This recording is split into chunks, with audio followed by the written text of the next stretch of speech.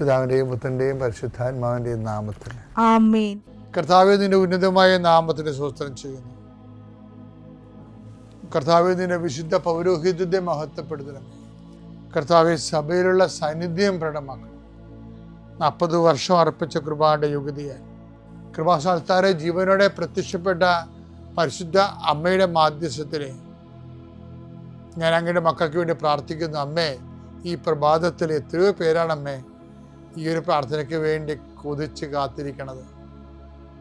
അവർക്ക് എവിടെ എന്തെല്ലാമോ കാര്യങ്ങളുണ്ട്. ഇന്ന് അവരുടെ കഴിവിൽ നിൽക്കാത്ത കാര്യങ്ങളുണ്ട്. കർത്താവേ, അങ്ങയുടെ മക്കളുടെ കഴിവിൽ നിൽക്കാത്ത കാര്യങ്ങൾ, ആ കാര്യങ്ങളെ കുറിച്ച് ഓർക്കുമ്പോൾ ഭയവും പേടിയും പ്രയാസവും സങ്കടവും നിരാശയും ഒക്കെ തോന്നുന്ന വിഷയങ്ങൾ, വ്യക്തികൾ, അതെല്ലാം യേശുക്രിസ്തു നാമത്തിൽ ഞാൻ ബന്ധിക്കുന്നു. കർത്താവേ, അങ്ങയുടെ മക്കള് ഇനി സമാധാനത്തിൽ വിട്ടേക്കണമെന്ന് പറഞ്ഞില്ലേ ഈശോ. ഞങ്ങളുടെ ദാസനെ എൻ്റെ രക്ഷ ഞാൻ എൻ്റെ കണ്ണുകൊണ്ട് കണ്ടിരിക്കുന്നു. അങ്ങയുടെ ദാസനെ സമാധാനം വിട്ടേക്ക്. സമയം ദീർഘദർശി പറഞ്ഞതുപോലെ അങ്ങയുടെ മക്കൾ ഈ പ്രാർത്ഥനയ്ക്ക് ശേഷം സമാധാനം കണ്ടെത്താൻ ഇടയാക്കണം പ്രാർത്ഥിക്കുന്നു.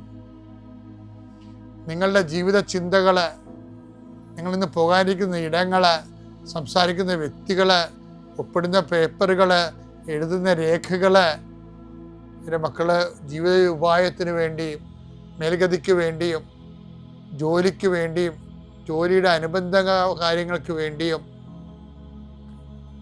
എവിടെയെല്ലാം യാത്ര ചെയ്യുന്നു, ആരോടെല്ലാം സംസാരിക്കുന്നു, ഫോൺ ചെയ്തിട്ട് എന്തെങ്കിലും ഡേറ്റോ കാര്യമോ തീരുമാനമോ വാക്കോ പ്രവൃത്തിയോ തീരുമാനമോ കിട്ടാൻ വേണ്ടി കാത്തിരിക്കുന്നു. അതെല്ലാം മക്കൾക്ക് അനുകൂലമാവുകയും അത് ഈശോയുടെ നാമത്തിൽ ഞാൻ നിങ്ങളെ അനുഗ്രഹിക്കുകയും ചെയ്യുന്നു.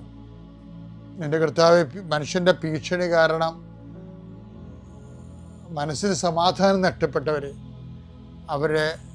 നീ ഏത് ഭവനത്തിൽ പ്രവേശിച്ചാലും ആ ഭവന സമാധാന ആശംസ അറിയിച്ച കർത്താവേ, നിന്റെ നാമത്തിൽ നെഞ്ചിലും നെറ്റിലും മുദ്ര വാങ്ങി നിന്റെ നാമത്തിൽ വിശ്വസിക്കുന്ന ഒരു മനുഷ്യനെയും ആരും ഭീഷണിപ്പെടുത്താൻ അനുവദിക്കരുത് കർത്താവേ. അവരെല്ലാം ശത്രുക്കളെ കാണുകെ വിരുന്നൊരുക്കുന്ന ദൈവത്തിൻ്റെ ശക്തിവിശേഷം നിനക്കായി വിരുന്നൊരുക്കട്ടെ. എൻ്റെ എല്ലാ ശത്രുക്കളുടെയും മുന്നിലെ നിത്യം പിതാവും പുത്രനും പരിശുദ്ധാത്മാവ് സർവ്വേശ്വര എന്നേക്കും. അമ്മേ പരിശുദ്ധ അമ്മേ, അമ്മേ പരിശുദ്ധ ദൈവമാതാവേ, കൃപാസനത്തിലൂടെ ഞങ്ങൾക്കും ഞങ്ങളുടെ ദേശത്തിനും അമ്മ മധ്യസ്ഥം തേടി തന്ന എല്ലാ അനുഗ്രഹങ്ങൾക്കും കൃപകൾക്കും ഞങ്ങളിപ്പോൾ ഹൃദയം നിറഞ്ഞ നന്ദി പറയുന്നു. അമ്മേ പരിശുദ്ധമ്മേ ദൈവമാതാവേ, 2004 ഡിസംബർ 7 ഉച്ചകഴിഞ്ഞ് 2:30 കൃപാസനത്തിൽ സംഭവിച്ച അമ്മയുടെ പ്രത്യക്ഷപ്പെടലിനെക്കുറിച്ച് തിരുസഭയ്ക്ക് സമർപ്പിച്ചിരിക്കുന്ന പഠനരേഖകളുടെ സഭാത്മകമായ പഠനം ആരംഭിക്കുവാൻ ഞങ്ങൾ പ്രാർത്ഥിക്കുന്നു. അമ്മേ പരിശുദ്ധമേ, ഭൂസ്വർലോകങ്ങളുടെ രാജ്ഞിയായ അങ്ങേയ്ക്ക് ഭൗമസംരക്ഷണത്തിനായി പ്രപഞ്ചപ്രകൃതിയെ തന്നെ തിരുസഭ പ്രതിഷ്ഠിക്കുവാൻ ഈ പ്രത്യക്ഷീകരണം വഴി ഇടയാക്കണമേ. പരിശുദ്ധമേ, ജപമാല മാതാവേ, സകല കൃപാസനം പ്രാർത്ഥനയോടും ചേർത്ത് ഞങ്ങളിപ്പോൾ പ്രാർത്ഥിക്കുന്ന ഈ കുടുംബത്തിന്റെ പ്രത്യേക നിയോഗം പറ മക്കളെ.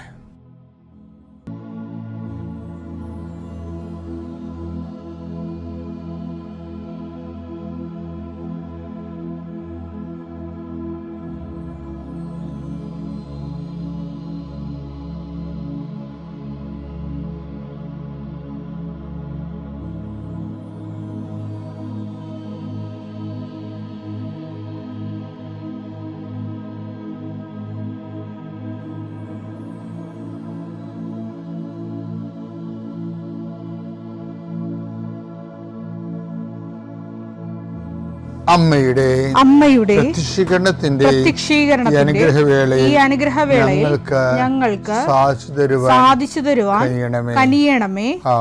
വിശുദ്ധ ഗ്രന്ഥത്തിലെ ഈ ആധ്യാത്മിക വളർച്ചയില്ലേ, നമ്മുടെ പിതാക്കന്മാര് അവശേഷിപ്പിച്ചു പോയ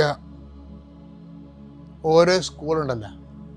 എബ്രഹാത്തിന്റെ ഒരു ആധ്യാത്മിക ജീവിതമുണ്ട്, മോസസിൻ്റെ ആധ്യാത്മിക ജീവിതമുണ്ട്, പിന്നെ ജോഷുവ, പിന്നെ ദാവീദിൻ്റെ ആധ്യാത്മിക ജീവിതമുണ്ട്.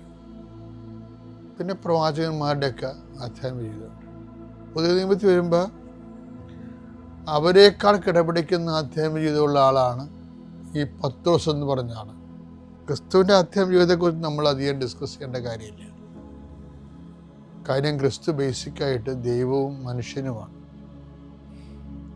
നിങ്ങൾ എന്ത് പറഞ്ഞാലും, ക്രിസ്തുവിനെ കുറിച്ച് നിങ്ങൾ എന്ത് പറഞ്ഞാലും ഉടനെ നിങ്ങൾ പറയും ഈശോ ദൈവമല്ലേ, നമുക്കത് പറ്റുവാന്ന് ചോദിക്കും. അതാണ്, അങ്ങനെ ചോദിച്ചാണെങ്കിൽ മനുഷ്യൻ മുഴുവൻ ഉടങ്ങിയിരിക്കണം ഇത്രയും നാളായിട്ട്. അപ്പം അതുകൊണ്ട് ഞാൻ എന്താ ചെയ്യണമെന്ന് വെച്ച് കഴിഞ്ഞാൽ, ഞാൻ മാതാവിനെ ഉയർത്തിക്കൊണ്ടുവരും. കാര്യം ക്രിസ്തു സൂര്യനാണെങ്കിൽ മാതാവ് ചന്ദ്രനാണ്. ആ പ്രകാശം അടിച്ചാണ് നമുക്ക് പ്രകാശം ലഭിക്കുന്നത്. അതുപോലെ തന്നെയുള്ള വലിയ വലിയ നക്ഷത്രങ്ങളാണ് ഈ പത്രോസ് എന്നൊക്കെ പറയുന്ന ആൾ. പത്രോസിൻ്റെ ആധ്യാത്മികത എന്ന് പറയുന്നത് നമുക്കൊരു വെല്ലുവിളിയാണ് ശരിക്കും. ഇന്നലെയൊക്കെ നമ്മൾ കണ്ടാൽ എന്താ, ആ മുടന്തൻ കൈ നീട്ടുന്നു. എപ്പോഴാണ്? കാലണ കയ്യിലില്ല. പക്ഷെ കാലണ കയ്യിലില്ല. അപ്പം നമ്മുടെ തന്നെ കാലണ ഇല്ലെങ്കിൽ നമ്മൾ തന്നെ പറയും എൻ്റെ കൊച്ചെ വിഷം മേടിക്കാൻ കൈ പോലും ഇന്ത്യയിൽ എന്ന് പറഞ്ഞിട്ട് നമ്മൾ ഒരാൾ അളിഞ്ഞ മോന്തയും വെച്ച് പോകും. അത് വിശ്വാസ ജീവിതമല്ലല്ലോ. ചേട്ടാ ഇപ്പം ഇല്ല, പക്ഷേ എനിക്ക് കിട്ടും, കർത്താവിലേക്ക് തരും, അപ്പം ഞാൻ തരാം, നല്ല വാക്ക് പറഞ്ഞു പോകണ്ടേ. ആത്മീയ ജീവിതം അതിൻ്റെ പ്രതിഫലിപ്പിക്കുന്നതിൽ നിന്നാണ് ആത്മീയ ജീവിതം നമുക്ക് എടുക്കുന്നത്. അല്ലാതെ കൊച്ചെ എനിക്ക് തന്നെ വിഷം മേടിക്കാൻ കാജിലായിരിക്കുകയാണ്, പിന്നെയാണ് നിനക്കെന്നും പറഞ്ഞിട്ട് നമ്മൾ സാധാരണ മനുഷ്യർ ഇങ്ങനെ, അത് ഒരു ദൈവത്തെ തള്ളിപ്പറച്ചൽ തന്നെയാണത്, അങ്ങനെ നെഗറ്റീവായിട്ട് സംസാരിക്കണത്.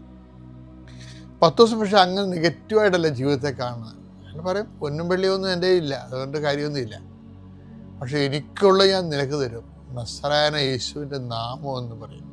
പക്ഷെ എന്നെ അതൊന്നും അല്ല ബാധിച്ചത്. എന്നെ ബാധിച്ചത് ഈ മനുഷ്യന് കാപ്പി കുടിക്കാൻ കാശില്ലാത്തൊരു കാലമാണ്. കാലം എന്താ, കാശിങ്ങയുടെ കയ്യിൽ ഇല്ലായിരുന്നേ. പണ്ട് ഞാൻ ഇസ്രയേലിൽ ചെന്നപ്പോഴേ അവിടുത്തെ ടൂറിസ്റ്റുകൾ ഗൈഡുമാർ നമ്മളെ പത്രോസിനെ വീട്ടിൽ കൊണ്ടുപോകും. എന്നിട്ട് പിന്നെ പടിഞ്ഞോട്ട് പോയി ഗലീല കടത്തിയെടുത്തുള്ള അദ്ദേഹത്തിന് 2 വള്ളങ്ങളെ കാണിച്ചു തരും. നമുക്കും അറിയാം അവർക്കും അറിയാം അത് ആ വള്ളങ്ങൾ അവരുടെ പത്രോസിൻ്റെ വള്ളങ്ങളല്ല. പക്ഷെ പത്രോസിന് 2 വള്ളങ്ങൾ ഉണ്ടായിരുന്നുള്ള പാരമ്പര്യത്തിൽ നിന്ന് ഒരു 2 പഴയ വള്ളങ്ങൾ അതിനു വേണ്ടി വെച്ചിരിക്കണവർ നമ്മളെ കാണിക്കാൻ വേണ്ടി. അപ്പം നമുക്ക് മനസ്സിലാകും പത്രോസ് നല്ല തൊഴിലുടമയായിരുന്നു, കടലിലെ ജോലിക്ക് നല്ലൊരു സംരംഭകനായിരുന്നു, കുറേ കാശൊക്കെ ഉണ്ടായിരുന്ന ആളാണ്, കുറേ തൊഴിലാളികളെയൊക്കെ പോറ്റിക്കൊണ്ട് നടന്ന ആളാണ്. അത് ആ കർത്താവ് വിളിച്ചപ്പോൾ പിന്നെ വള്ളവും ഉപേക്ഷിച്ചല്ല. ഇവിടെ വന്നിട്ടാണെങ്കിൽ പൈസ ഉണ്ട്, പക്ഷേ പത്രോസിൻ്റെ കയ്യിലല്ല കൂട്ടാൻ കൊടുത്തിരിക്കണത്, ജൂദാസിൻ്റെ കയ്യിലാണ് കൊടുത്തിരിക്കുന്നത്. അധികാരം പത്രോസിനും. ഞാൻ ഇടയ്ക്ക് പറയാറുണ്ട്, താക്കോല് പത്രോസിനും പെട്ടി ജൂദാസിനും. അങ്ങനെയല്ലേ, പെട്ടി താക്കോലെല്ലാം അവൻ്റെ കയ്യിൽ തന്നെ ഇരുന്നു. എന്നാൽ ഒതുങ്ങി ജീവിച്ച് അധികാരം ഉണ്ടെങ്കിലും എല്ലാവരും ആശ്രയിക്കുന്നത് ഇങ്ങനെയാണെങ്കിലും തൻ്റെ ആ ഒരു ദാരിദ്ര്യത്തിൻ്റെ അരൂപിയിൽ വളരെ വീറോടും വാശിയോടും കൂടി ജീവിച്ചു. അപ്പം ഇപ്പോഴെന്ന് വെച്ചാൽ ഇപ്പം കർത്താവും ഇല്ല, കാലണയും ഇല്ല. ഇപ്പം പശുവും ചത്ത് മോരിലെ പുളിയും കെട്ടെന്ന് പറയത്തില്ല, ആ ഒരു അവസ്ഥയാണ് പത്രോസ്. എന്നിട്ടും വിശ്വാസം വിട്ടുകൊടുക്കത്തില്ല. എന്താ പറയും, ഈ മുടന്തം കൈതിരി പറയും, ഞാൻ തന്നെ ഇന്ന് ചായ ഒന്നും കുടിച്ചിട്ടില്ല, പൊന്നും വെള്ളിയും ഒന്നും എൻ്റെ കയ്യിലില്ല, പക്ഷെ എനിക്കുള്ളത് ഉണ്ട്, ഒരാളുണ്ട്. എന്താണ് അത്? ഞാൻ നിനക്ക് തരാം, നീ എഴുന്നേറ്റ് നടക്കണം അവൻ്റെ നാമത്തിൽ. അപ്പം എന്ത് പവറാണ് ശരിക്കും പറഞ്ഞാൽ. നമ്മൾക്കാണെങ്കിൽ ഈ ചില പ്രാർത്ഥനയ്ക്ക് വിളിക്കണമെങ്കിൽ പറയും ഇപ്പം നിങ്ങളിപ്പോൾ ഇവിടുത്തെ കാശ് മേടിക്കാൻ പോയതാണ്, തേങ്ങയുടെ കാശ, നെല്ലിൻ്റെ കാശ, റബ്ബറിൻ്റെ കാശൊക്കെ വാങ്ങിക്കാൻ പോയതാണ്. അപ്പോൾ അവർ പറയും പൈസ കിട്ടിയില്ല. ഇപ്പം മീനിൻ്റെ കാശ് തരകന്മാർ മേടിക്കാൻ പോകത്തില്ലേ, മീൻ വിറ്റേൻ്റെ കാശ് വാങ്ങിക്കാൻ പോകണമാണ്. പക്ഷേ സന്ധ്യയ്ക്ക് കയറി വരുമ്പോൾ കാശ് കിട്ടിയിട്ടില്ല. അപ്പോൾ നിങ്ങളെ പ്രാർത്ഥനയ്ക്ക് വിളിക്കും. എന്നാൽ പ്രാർത്ഥനയ്ക്ക് കാശ് കിട്ടില്ല, പ്രാർത്ഥനയ്ക്ക് സമയമായില്ല, എന്നാൽ പ്രാർത്ഥിക്കാമെന്ന് വൈഫ് പറയും. നിങ്ങൾ പ്രാർത്ഥിക്കുക എന്നും പറഞ്ഞ് ഇയാൾ അവിടെ പോയി കിടക്കും. ഇത് തന്നെയായിരുന്നു ഇപ്പോൾ നിങ്ങൾക്ക് വിസ കിട്ടിയില്ലെങ്കിൽ നിങ്ങൾ ഉടനെ അയ്യോ ഏതായാലും കിട്ടിയില്ല, ഞാൻ വിസ കിട്ടിയെങ്കിൽ ഞാനിന്ന് അവിടെ ഇരുന്നേനെന്നൊക്കെ പറഞ്ഞുകൊണ്ടിരുന്നത് നിങ്ങൾ ഡൗണായി വേണേൽ പള്ളിയിൽ പോകത്തില്ല. ഇതുപോലെ തന്നെ പരീക്ഷയ്ക്ക് മാർക്ക് കുറഞ്ഞാൽ എന്തെങ്കിലും നിങ്ങൾക്ക് സംഭവിച്ചാൽ ദൈവത്തിന് പണി കൊടുക്കുന്ന കാര്യത്തിൽ യാതൊരു ഡൗട്ടും ഇല്ല. എൻ്റെ മക്കളെ ഇത് വലിയൊരു ഗതികേടാണ്. എന്താ കാര്യത്തിൽ ഇങ്ങനെ ഏതെങ്കിലും ഒരു തകർച്ചയിൽ ദൈവത്തെ മറന്ന് പ്രാർത്ഥന മറന്ന് 10 ദിവസത്തിൻ്റെ കൂടെ വിനോദമാണ്. കർത്താവും മരിച്ചു, കയ്യിലെ കാശും പോയി, എല്ലാവരുമൊക്കെ ഓരോ വഴിക്ക് പോയിട്ടും 10 ദിവസം ആ ജെറുസലേം വിട്ടുപോകാതെ, ആ പ്രാർത്ഥനാ സമയം വിട്ടുപോകാതെ, പ്രാർത്ഥനയുടെ സമയത്ത് 9-ാം മണിക്കൂറിൽ ആ മനുഷ്യൻ പ്രാർത്ഥിക്കാൻ പോയേ. അതാണ് 10 ദിവസം. പിന്നെ എങ്ങനെയാണ് ഈശോ അവരുടെ അടുക്കൽ മാറണത്? മാറത്തില്ലൊരിക്കലും. ദൈവം നിങ്ങളുടെ അടുക്കൽ മാറിയിട്ടുണ്ടെങ്കിൽ നിങ്ങളുടെ കയ്യിരിപ്പ് കൊണ്ടാണത്. കയ്യിരിപ്പൊന്നുമല്ല, പച്ചക്ക് പറയാം, നിർവികേട് കൊണ്ടാണ് നിങ്ങളുടെ. ഒരു സംശയമില്ല കാര്യം. അല്ലെങ്കിൽ ഇപ്പം ഈ പറഞ്ഞില്ലേ, റബ്ബറിൻ്റെ കാശ് കിട്ടിയില്ല, നാളെ തരാമെന്ന് അടുത്ത ആഴ്ച തരാമെന്ന് പറഞ്ഞപ്പോൾ ഈ മനുഷ്യൻ ഇപ്പം പ്രാർത്ഥന കൂടുന്നില്ലല്ലോ, പോയി കിടക്കുകയല്ലേ. അതുപോലെ തന്നെ സംഭവം. അതുപോലെ തന്നെ മത്സ്യത്തിൻ്റെ കാര്യമായാലും കയറിൻ്റെ കാര്യമായാലും ഇതൊക്കെ തന്നെ. നമ്മളൊരു കാര്യം പ്രതീക്ഷിച്ച് ചെല്ലും, 10,000 ആശയങ്ങളും കണ്ട് സങ്കല്പവും ചീട്ട് കൊട്ടാരവും സ്വപ്ന കൊട്ടാരവും കണ്ടു ചെല്ലും, എല്ലാം കൂടി ഇടിഞ്ഞു പൊടിഞ്ഞ് താഴെ വീഴും. നമ്മളിങ്ങനെ ഗതികേടുകൊണ്ട് തിരിച്ചു വരും. പക്ഷെ ആ സമയത്ത് 10 ദിവസം പോലെ ഒന്നുമില്ലെങ്കിലും കർത്താവിൻ്റെ കൂടെ ഉണ്ട്. കാശില്ലെന്നേ ഉള്ളൂ, അതേ കർത്താവുണ്ടെന്ന് പറയും. അത് പറഞ്ഞില്ലെന്നേ കുഴപ്പമില്ലാൽ ഈ ബൈബിളൊരു വാക്കില്ലേ, എന്താണ് ബ്ലോട്ട് ഔട്ട് ചെയ്യുമെന്ന് വെച്ചാൽ ഒപ്പിക്കളയാമെന്ന്. പണ്ട് ഈ മഷിയിൽ എഴുതുമ്പോഴേ ഒപ്പി മാറ്റുന്ന ഒരു പരിപാടി ഉണ്ടായിരുന്നു. ഈ മഷി കുത്തി എഴുതുമ്പോൾ ഒപ്പി മാറ്റുമല്ല. ഞാനൊക്കെ ക്ലാസ്സിൽ കൊണ്ടുപോയിട്ടുണ്ട് ഉപ്പ് കടലാസ്. അപ്പോൾ തന്നെ ഈ കുറേ ബ്ലേഡ് എഴുതിയ സാധനം തിരുത്താൻ വേണ്ടി പരീക്ഷയ്ക്ക് പോകുമ്പോഴും ബ്ലേഡും കൊണ്ടുപോകും, അക്ഷരം വരച്ച് കളയാൻ വേണ്ടി. അന്നിങ്ങനെ മുക്കി എഴുതുകയും കുത്തി എഴുതുകയും ഡോട്ട് പെന്നോട് എഴുതുന്ന പരിപാടിയായിരുന്നു. ഞങ്ങളുടെയൊക്കെ 3-ാം ക്ലാസ്സിലൊക്കെ മുക്കി എഴുതുകയായിരുന്നു. മുക്കി എഴുതിയിട്ട് ഇങ്ങനെ ബെഞ്ചെ കുറഞ്ഞിടും. കൂടുതൽ മഷിക്കാക്കി ഇങ്ങനെ. അപ്പം കഴിഞ്ഞ ആ കാലങ്ങളിലുള്ള എല്ലാ ബെഞ്ചും നോക്കിയാൽ ഒരു 10-50 കൊല്ലം മുമ്പുള്ള ബെഞ്ചെല്ലാം മഷിയുടെ കുടച്ച് കാണാം. എല്ലാ സ്കൂളിലെയും പിള്ളേർ കുടയണാണ്. ആ ഒരു കാലം മാറി. പക്ഷേ ബൈബിൾ എന്താ പറഞ്ഞു വെച്ചാൽ ബ്ലോട്ട് ഔട്ടിനെ കുറിച്ച് പറയുന്നുണ്ട്. എന്താണ്? ഐസയാ 43:25 എന്നെ പ്രതി നിന്റെ തെറ്റുകൾ തുടച്ചു മാറ്റുന്ന ദൈവം. അപ്പം തുടച്ചു മാറ്റുന്ന ഒരു പരിപാടി ഉണ്ടായിരുന്നു പണ്ട്. അതിൻ്റെ അർത്ഥം എന്താണ്? നിന്റെ തെറ്റുകൾ ദൈവം തുടച്ചു മാറ്റും. പക്ഷേ എഴുതിയിട്ടിട്ടാണല്ലോ തുടക്കണത്. അതാണ് വിഷയം. എഴുതിയിട്ടിട്ടാണല്ലോ പിന്നെ തുടക്കാൻ പറ്റുന്നത്. ദൈവം തന്നെ തുടക്കണം. അപ്പോൾ വല്ലതും ദൈവം എഴുതിയിട്ടിട്ടുണ്ടെന്ന് നോക്കണം കേട്ടാ.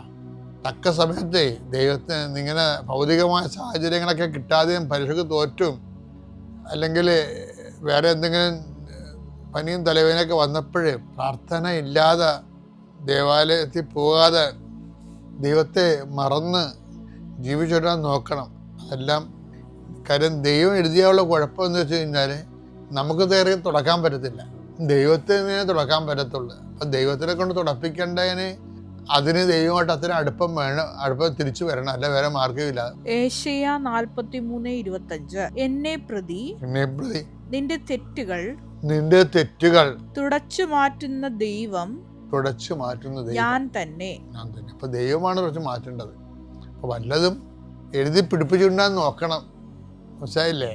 നമ്മൾ പത്രോസിന്റെ പോലെ പരാജയമാണെങ്കിലും കർത്താവിന്റെ നാമത്തിൽ വിശ്വാസത്തോടെ മുന്നേറാൻ കഴിയണം. പിതാവിന്റെയും പുത്രന്റെയും പരിശുദ്ധാത്മാവിന്റെയും നാമം. വിശ്വാസ പ്രമാണം. സർവശക്തനായ പിതാവും ആകാശത്തിന്റെയും ഭൂമിയുടെയും സൃഷ്ടാവുമായ ദൈവത്തിൽ ഞാൻ വിശ്വസിക്കുന്നു.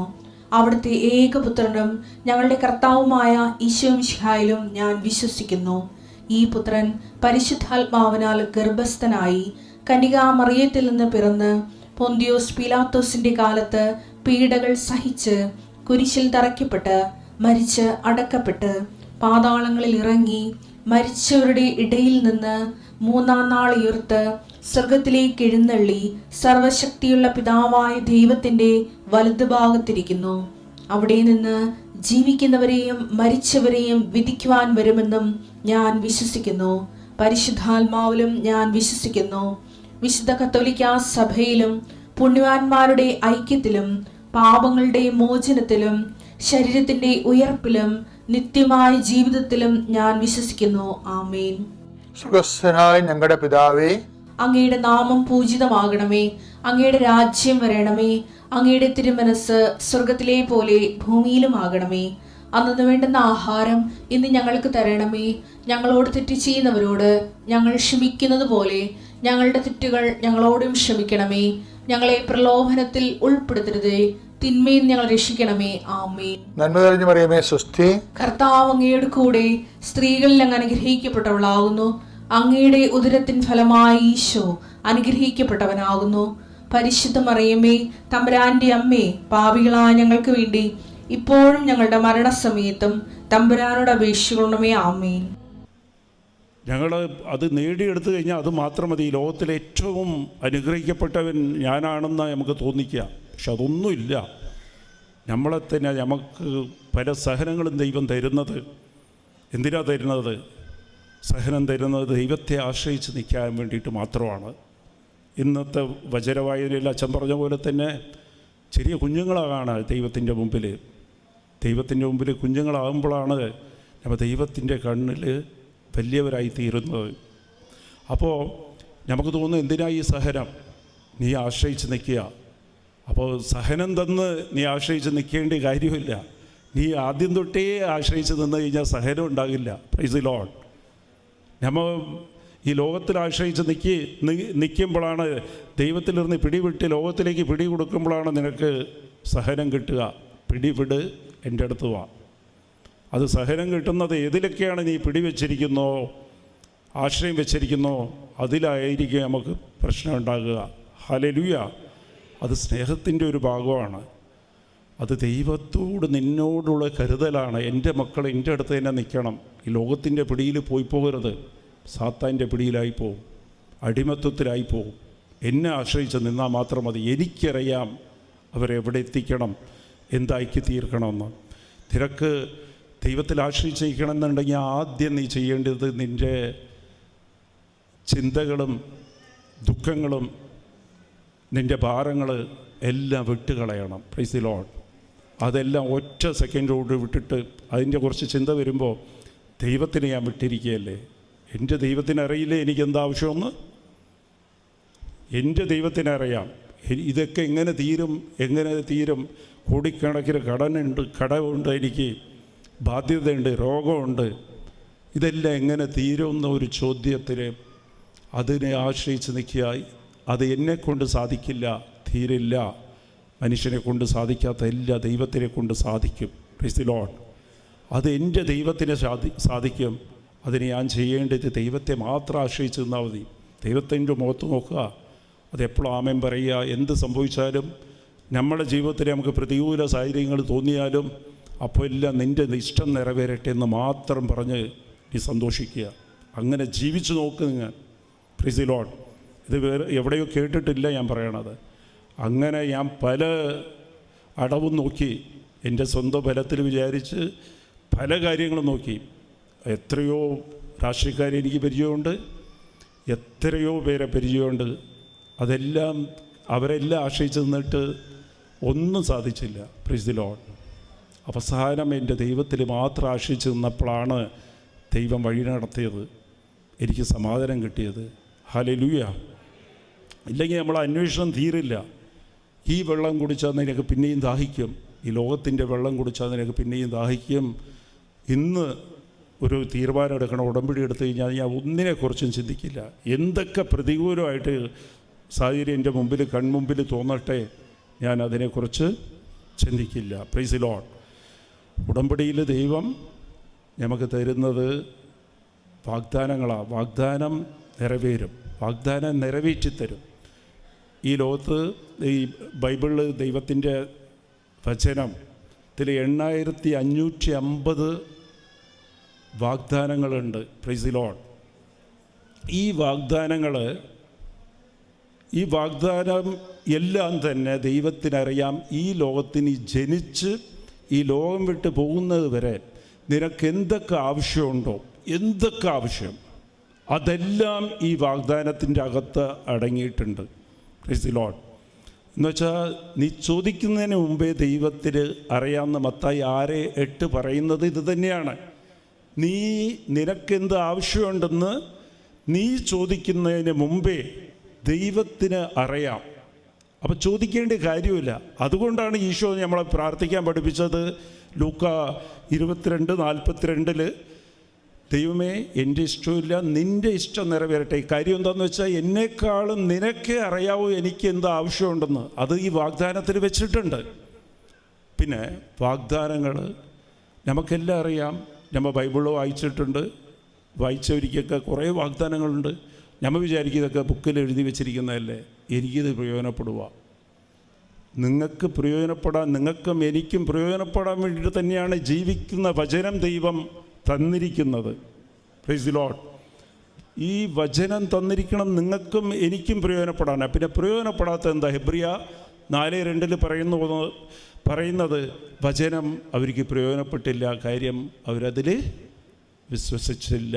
Price the Lord. ഹല്ലേലൂയ.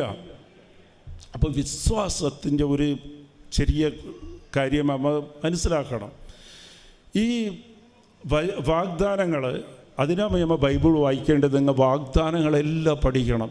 നിങ്ങൾക്കുള്ള പ്രശ്നത്തിനെല്ലാം നിങ്ങൾ അരമണിക്കൂർ ബൈബിൾ വായിക്കുമ്പോൾ നിങ്ങളുടെ പ്രശ്നത്തിനെല്ലാം ഉത്തരം ഈ ബൈബിളിൽ ഉണ്ടാകും. അത് വാഗ്ദാനങ്ങളായിട്ടുണ്ടാകും. ബൈബിൾ വചനത്തിലുള്ളത് 2 കാര്യമാണ്. ഒന്ന് വാഗ്ദാനവും, ഈ ബൈബിൾ മൊത്ത വചനത്തിൽ ഉള്ളത് ഒന്ന് വാഗ്ദാനവും ഒന്ന് കൽപ്പനയും ആയിരിക്കും. Price the Lord. അപ്പോൾ ഇതിൻ്റെ ഫോർമുല ഇങ്ങനെയാണ്: വാഗ്ദാനവും കൽപ്പന, അതാണ് വചനം. വചനം ദൈവത്തിൻ്റെ ശക്തിയുമാണ്. അപ്പോൾ ഈ ശക്തി വഴിയാണ് നമുക്ക് ഈ വാഗ്ദാനങ്ങൾ നിറവേറുന്നത്. മനസ്സിലായി? അത് ഞാൻ പറഞ്ഞ പോലെ ശരീരത്തിലാണെങ്കിൽ അത് സൗഖ്യവും, ജീവിതത്തിലാണെങ്കിൽ അത് അനുഗ്രഹവും, ആത്മാവിലാണെങ്കിൽ അത് കൃപയുമായിട്ട് മാറണത്. അപ്പോൾ വചനം എന്താണ്? വചനത്തിൻ്റെ അകത്ത് ഒളിച്ചിരിക്കുന്ന എന്താണ്? ഒന്ന് വാഗ്ദാനവും, നമുക്ക് തരാനുള്ള വാഗ്ദാനവും, ഇനി ഒരെണ്ണം കൽപ്പന. അപ്പോൾ കൽപ്പന അനുസരിക്കുമ്പോൾ വാഗ്ദാനം മാംസമാകും. Price the Lord.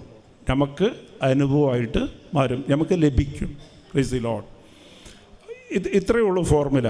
അപ്പോൾ ഇത് സിമ്പിളാണ്. വചനം ദൈവത്തിൻ്റെ ശക്തിയാണ്. റോമ 1:16. ആ വചനത്തിൻ്റെ അകത്തുള്ളത് വാഗ്ദാനവും കൽപ്പനയുമാണ്. Praise the Lord.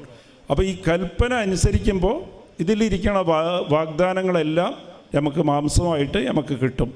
അത് നമുക്ക് പ്രയോജനപ്പെടും. Price the Lord. അപ്പോൾ ഇതിലുള്ള കുഴപ്പം എന്താണെന്ന് വെച്ചാൽ, ഈ വാഗ്ദാനങ്ങളെല്ലാം നമ്മൾ ഈ വചനമെല്ലാം എന്താ ചെയ്യുന്നത് വെച്ചാൽ നമ്മൾ ബുദ്ധിയിലാണ് സൂക്ഷിക്കുന്നത്, ബുദ്ധിയിലാണ് വിശ്വസിക്കുന്നത്. Price the Lord. അത് പോരാ. വലിയൊരു യാത്രയുണ്ട് നമ്മൾ ചെയ്യേണ്ടത്. വിശ്വാസികൾ ചെയ്യേണ്ടത്, ദൈവമക്കൾ ചെയ്യേണ്ടത്.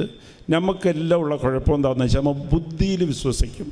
ഈ വാഗ്ദാനം ഓക്കെ, ദൈവം പറയാം നീ പേടിക്കേണ്ട, ഞാൻ നിൻ്റെ ഒപ്പമുണ്ട്, നീ എന്ത് ഭക്ഷിക്കണം, എന്ത് ഉടുക്കണമെന്ന് നീ വിഷമിക്കേണ്ട, ഞാൻ എല്ലാം നിനക്ക് തരാം, നിൻ്റെ ഓരോ മുടിനാറിയ എണ്ണിയിരിക്കുകയാണ്, ഇതെല്ലാം എഴുതിയിരിക്കുക, നീ സങ്കടപ്പെടേണ്ട, ഞാൻ നിൻ്റെ കൂടെ ഉണ്ട്, നിന്നെ ഞാൻ അനുഗ്രഹിക്കാം എന്ന് വെച്ചാൽ നിനക്ക് ആവശ്യമുള്ളതെല്ലാം തരാം. ഇതെല്ലാം നമ്മൾ എവിടെയാണ് വയ്ക്കുന്നത്? ബുദ്ധിയിലാണ് വയ്ക്കുന്നത്. Price the Lord. ഈ ബുദ്ധിയിൽ വിശ്വാസമുണ്ട്. ഈ വിശ്വാസം ഒരു മാധ്യമമാണ്. മാധ്യമമില്ലാതെ നമുക്കത് വിശ്വസിക്കാൻ സാധിക്കില്ല. മാധ്യമമാണ്, അത് ലഭിക്കാൻ സാധിക്കില്ല. ഈ ബുദ്ധിയിലുള്ള വിശ്വാസത്തെ നമ്മൾ എങ്ങോട്ടാണ് കൊണ്ടുവരേണ്ടത്? സഞ്ചരിച്ച് വരേണ്ടത് ഹൃദയത്തിലേക്ക് കൊണ്ടുവരണം. എന്നാൽ ഈ വാഗ്ദാനങ്ങളെല്ലാം നിറവേറും. നമുക്കെല്ലാവർക്കും ഉള്ള പ്രശ്നം എന്താണെന്ന് വെച്ചാൽ, ഇത് ബുദ്ധിക്കകത്ത് വിശ്വസിക്കും, ഹൃദയത്തിൽ വിശ്വാസം ഇല്ല. Price the Lord. ഹല്ലേലൂയ. അപ്പോൾ ഇത് വലിയൊരു പ്രശ്നം തന്നെയാണ്. ഇത് സംഭവം എന്താണെന്ന് വെച്ചാൽ, നമ്മൾ എന്ത് ചെയ്യുമെന്ന് വെച്ചാൽ പലപ്പോഴും ആഗ്രഹിക്കും ഈ വിശ്വാസത്തെ സഞ്ചരിച്ച് ഒരു യാത്രയിൽ കൂടി നമ്മൾ ഹൃദയത്തിലേക്ക് കൊണ്ടുവരണം. അവിടെ എന്താ പറ്റണമെന്ന് വെച്ചാൽ, പിശാച് ചെയ്യുന്ന പരിപാടി, സാത്താൻ ചെയ്യുന്ന പരിപാടി, അവിടെ ഒരു ഒബ്സ്റ്റക്കിൾ, തടസ്സം ഉണ്ടാക്കി വയ്ക്കും. എന്ന് വെച്ചാൽ ഇവിടെ ഇരുന്ന് ഇങ്ങനെ വരുമ്പോൾ അവിടെ നിൽക്കും.